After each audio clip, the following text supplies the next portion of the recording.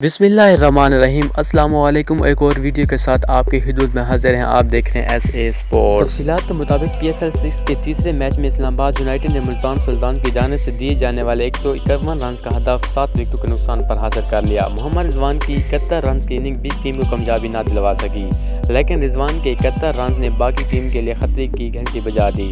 क्या मोहम्मद रिजवान PSL 6 के top scorer बन सकते हैं? आप दोस्तों के कमेंट का इंतज़ार रहेगा। मोहम्मद रिजवान ने PSL के इस सीज़न के अपनी पहली निस सेंचुरी भी की, मगर टीम को कामयाबी से हमकिनार ना करा सके। मुल्तान सुल्तान कप्तान 71 रन बनाकर आउट हुए।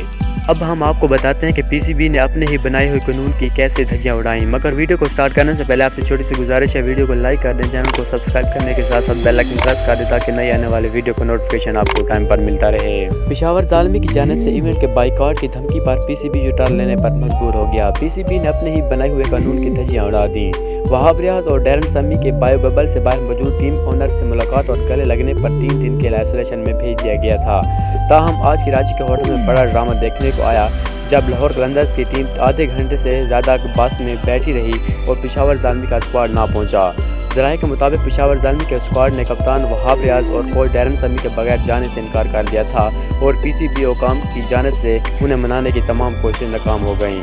मैच को खतरे में देख करना चाहते हुए भी वहाब रियाज और समी को टीम ज्वाइन करने की इजाज़त दे दी गई।